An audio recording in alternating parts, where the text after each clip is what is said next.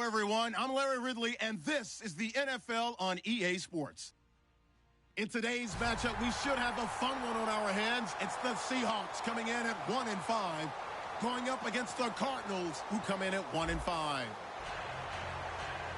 With that, let's get you up to Seattle.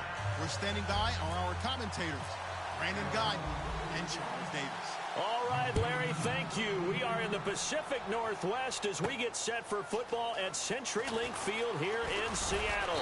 Today, we've got a good NFC matchup on tap between the Arizona Cardinals and the Seattle Seahawks.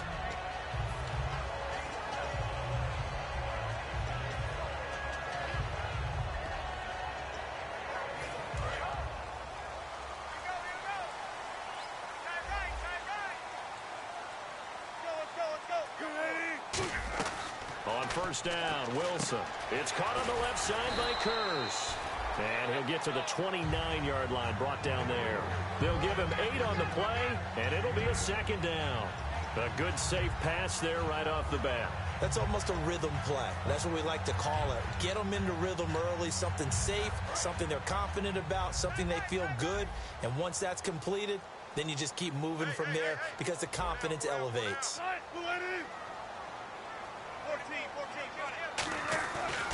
Here's Thomas Rawls with his first carry. And they get him down, but not before he takes it across the 40-yard line. The offensive line and its ability to open holes in this defensive front, something they were confident they could create in this game. Got the job done there, picked up the first. And something they wanted to do. Have we ever met offensive linemen that don't want to fire out and hit people? I mean, they love the running game. Guys want to do that. And when you emphasize it, practice it, and work on it, that gives you an opportunity during the game.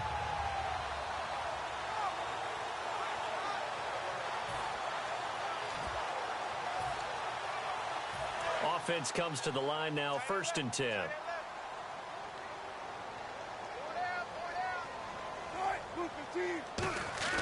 Now Wilson on first down. And he's going to drop this off to his fullback. And able to break one tackle, but then quickly brought down. Our chance to show you the offense here, Tyler Lockett. Charles, your thoughts? Loved him coming out of Kansas State. The third Lockett that played there after his father and his uncle. An absolute true threat every time he touches the ball to take it to the house.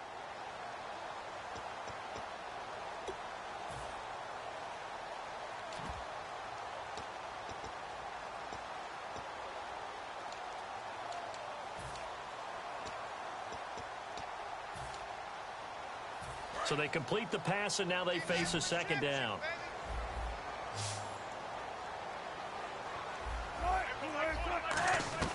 On second down, Wilson. And the grab made by Doug Baldwin. And he's brought down. It's a pickup of 16 there, and it'll lead to a new set of downs. I don't care how many times you tell the story, it never loses its luster for me. Doug Baldwin, undrafted out of Stanford, and plays like a #1 receiver should in the NFL. I don't care how you cover him. I don't care that his size isn't great. He's the one that typically comes up with the football. Absolutely. His roots go all the way back to Gulf Breeze, Florida, where he's from, right on the water near Pensacola, and then, of course, to Stanford, and, boy, he's been good. Now we're going to get a stoppage here as we've got an injured Cardinal on the field. Well, he gets attended to. We'll step aside.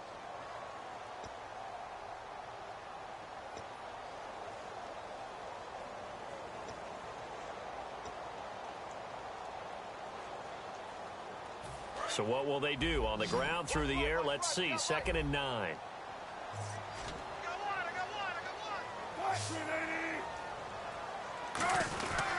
They stay on the ground. Rolls again. And able to push his way forward here for a good little gain. It's a 4-yard pickup there, and it leaves him with 3rd and 5. We always like to talk about defense in terms of levels. 1st level defensive line, 2nd level linebackers, 3rd level defensive backs. On that run, that was what we call a 1st level run, and it was stopped by a 2nd level player.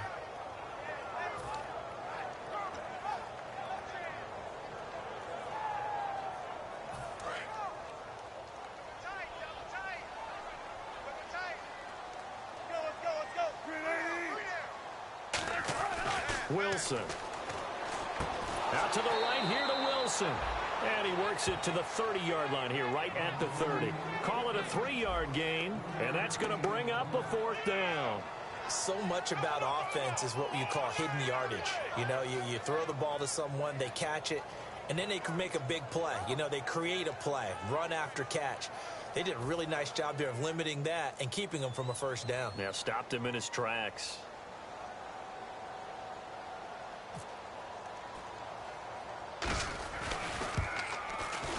And that is not going to get there. Oh, he missed it short. It's no good, and this will remain a scoreless game. So a bit of a weird kick there. That wasn't an overly long attempt, but that never had a chance. You almost wonder if he might have maybe got that one on the laces because it kind of knuckled on him a bit. And this one winds up in empty possession.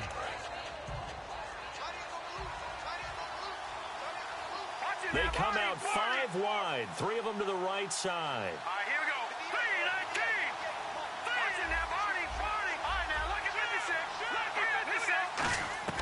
McCarron. And all this is taken in one-handed. What a catch. That one goes for 13 yards, and it moves the sticks. That was a terrific catch. I mean, to go up there and get it one-handed like that, but I almost want to go into that riff about back in my day, the gloves weren't quite like this. When did gloves really become prevalent, just in general? I think in the 80s. I think as we started to move through the 80s, especially as we got towards the latter part of that. But a lot of those were really like baseball batting gloves to begin with not much of a tacky area on the glove. In fact, there was none. I actually remember in cold weather games wearing the old scuba gloves, which you'd wear in the diving, but they would split too easily in the course of a game. Then the glove manufacturers got smart and started adding to it, and here we are today. Gotta love the catch. I think you gotta love the gloves as well. Yeah, these one-handed catches, that was great, and they're fun. They become a little more ho-hum, aren't they? Yeah, they really are. And I know that it sounds like we're taking credit away from the guys, and we don't mean that at all. They really work hard on this one-handed catch thing, but I think the gloves have to be helping in a big way. And the offense lining up 1st and 10.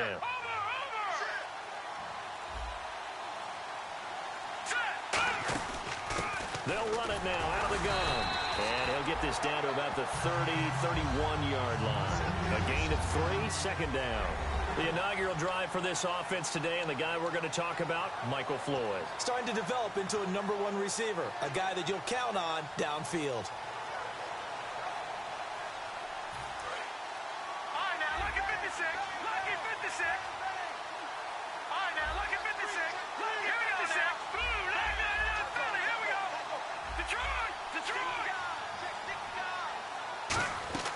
To throw, McCarron. And he's going to be out of bounds down inside the 20. 15 yards through the air and a 1st down. As if he didn't have enough to think about on that route, the comeback route, coming back to the football and catching it, decided to make sure he toe-tapped and kept himself in bounds. And that was spectacular, but on the comeback route, maybe a little easier to deal with the sideline since you've got better vision of it? I think that's a great point because you should know exactly where you're going and know how much space you have and make sure you get your feet down. But, yeah, coming back to the football, I like it. Good vision. Inside the red zone here, they'll look to throw toward the sideline, and look at that catch. Dragging the toes, and that's going to be a 1st down. Well done. Anytime you call man coverage against Larry Fitzgerald, you're really holding your breath as a defensive guy because his ability to run such precise routes and use that big frame that he has, that body against you, it's going to be very difficult to break passes up against him. Yeah, when you make 9 Pro Bowls in your first 12 years, you might want to give him a little bit more coverage than that. Yeah, it's not just athletic ability. He's a thinking man's receiver as well. Time running out here on the play clock. Here we go now. Now they'll run it on the toss. And he'll get blown up behind the line of scrimmage. Back at the 6. A loss of a full 3 yards, and now it's 2nd down. So the myth has been shattered. Every cornerback in the league is not just a cover corner. Some of them will stick their nose in there and make plays exactly as we just saw there. A big loss suffered by the offense after that nice tackle. Looking to throw. That's caught at the 1. And he is into the end zone. Touchdown, Arizona. Larry Fitzgerald, his first touchdown on the year. And the Cardinals have taken the early lead. And the Cardinals will go up 7-0. Now Catanzaro after the touchdown to kick it away. This fielded a few yards into the end zone.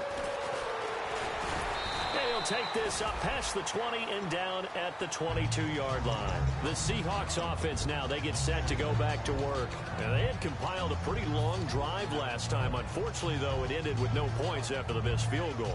And that can hurt the psyche of a team because as they drove downfield, you know you're never supposed to count points in your mind until they go up on the board. But let's face it, we've been there. We've seen teams before. They were counting on those points. They didn't get them. Can they come back now, start over again, and grind it out? That's going to go as a loss of a yard, and it'll be second down. That play never got off the ground because of the defensive front. They owned the offensive line, which allowed the linebackers to see their openings and run straight to the ball. That's why that play just never had a chance.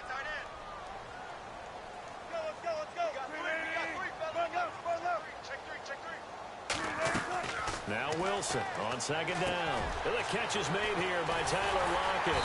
And he's brought down after a good game. A good pickup there at 22. And when you're playing a quarterback with some experience and some moxie, you enter the danger zone when you decide to blitz him because if he's able to diagnose as he did on that play, he can hurt you downfield. He reads defenses so well, doesn't he? He really does, and the best part about that play for him, I don't think that was his primary target. I don't think so either. I think he had the read, figured out where the blitz was coming from, and went to a secondary target for a really nice game. Alongside my broadcast partner, Charles Davis, Brandon Gaudin hits the Seahawks with a football to begin quarter number 2. They've got it 2nd and 6 to start things out.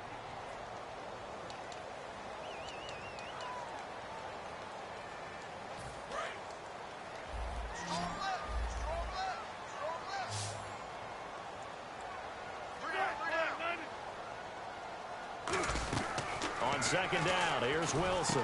Looking for Lockett, and it's intercepted. A great read, and it's picked off. And they will set up shop at their own 46-yard line. Arizona getting ready to go as they take the field. And they'll just simply be looking to build off the confidence of the last time out where they scored a touchdown. And confidence is powerful, isn't it? When you've scored once, you feel like you can go back out there and get it done again. Doesn't matter what the defense throws at them. They feel like they're in a groove right now, and they want to get out there and show it. Yeah, hoping to stay in that groove here this go-around.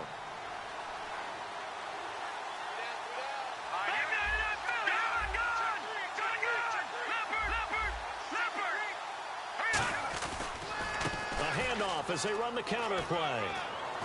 And he's got it across midfield and down to about the 47-yard line. 8 yards on the pickup, and now they'll have some options on second and short.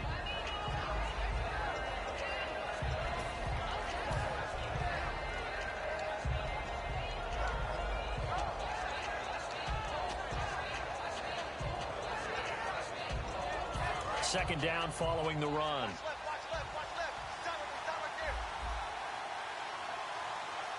Here we go. Lucky 56. Lucky 56. Over. They'll look to throw here. Caught on the left side, Fitzgerald. And he's brought down. He goes for 18 there as the drive will continue. So another snag for Fitzgerald, who in 2015 became the youngest player at age 32 to hit 1,000 receptions. He's piling up some more. Well, the way he's playing today, it's almost like he's trying to get a second 1,000 just in one contest. And when they're operating this well and clicking like that, well, that's a big reason why they're winning the game. They'll come out in the pistol.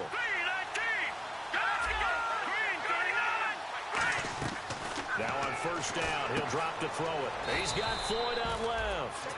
It'll be a gain of 8 yards, and that'll bring up second down.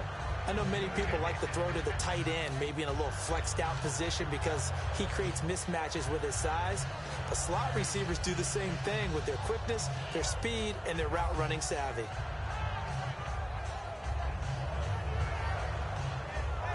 Second down now after the pass completion.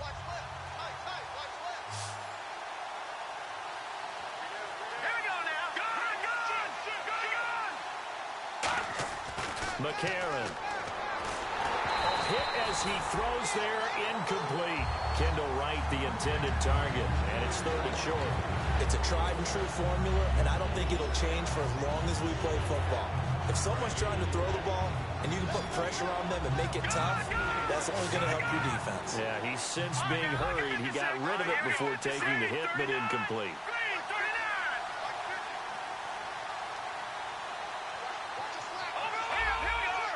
Looks like a nickel set here defensively on 3rd and 2. Yeah, maybe expecting a throw.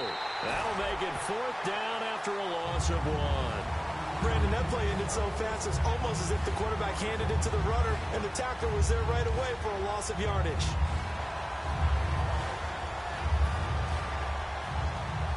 Now Chandler Catanzaro for the Cardinal field goal. From the left hash, this from 39. And Catanzaro's kick is right through, and the lead moves to 10-zip. So he splits the uprights there, and I would imagine it's nice as a kicker. Right when it leaves your foot, you know it's good. Yeah, it's kind of like a golfer that picks up his tee after a nice drive without even watching it land. Solid analogy. I like it. Here come the Seahawks now, set to take over on offense. And following the interception, we'll see what they can put together on this drive. I can hear my old college coach right now.